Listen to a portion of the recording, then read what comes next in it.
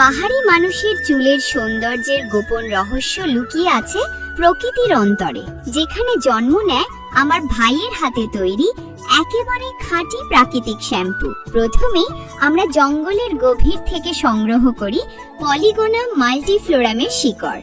এই শিকড় চুলের গোড়াকে শক্ত করে আর ধীরে ধীরে চুলকে কালো ও ঘন করে তোলে। তারপর সেই শিকড়গুলো আমরা ধুয়ে নিই একেবারে স্বচ্ছ টলমলে পাহাড়ি নদীর জলে, যাতে এক ফোঁটা মাটি বা ময়লা পর্যন্ত না থাকে।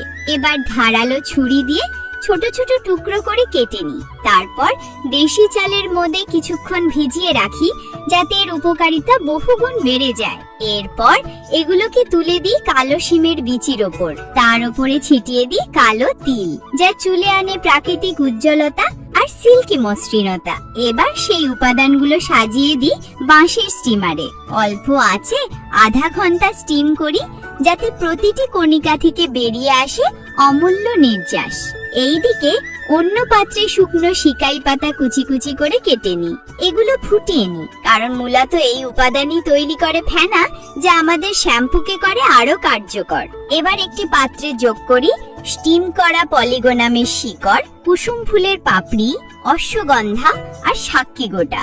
অল্প জল দিয়ে এগুলো আধা ঘন্টা ফুটিয়ে নিই। এই ভেষজগুলো শুধু পুষ্টিই দেয় না, শ্যাম্পুর মাঝে ভরে দেয় স্বর্গীয় সুঘ্রাণ।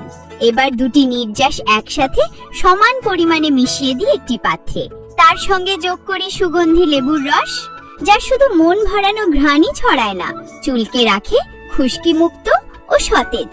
সবশেষে এই মিশ্রণটিকে হালকা আঁচে গরম করতে থাকি, যতক্ষণ না এটি ঘন শ্যাম্পুর মতো হয়ে ওঠে। ঠান্ডা হলে ভরে তুলি আমাদের পাহাড়ি হাতে তৈরি সুন্দর বাঁশের বোতলে, যাতে এটি থাকে দীর্ঘদিন ভালো ও কার্যকর। এইভাবেই তৈরি হয় আমাদের পাহাড়ি প্রাকৃতিক শ্যাম্পু, যা শুধু চুল পরিষ্কার ও নরম করে না, বরং আস্তে আস্তে চুলকে প্রাকৃতিক ভাবে কালো করে তোলে, একেবারে পাহাড়ি ফুলের মতো মধুর ও মন ভরিয়ে দেওয়ার মতন। আপনি যদি এই শ্যাম্পুটি পেতে চান, তাহলে কমেন্ট করুন আর লাইক দিয়ে যুক্ত থাকুন আমাদের পাহাড়ি পরিবারের সঙ্গে।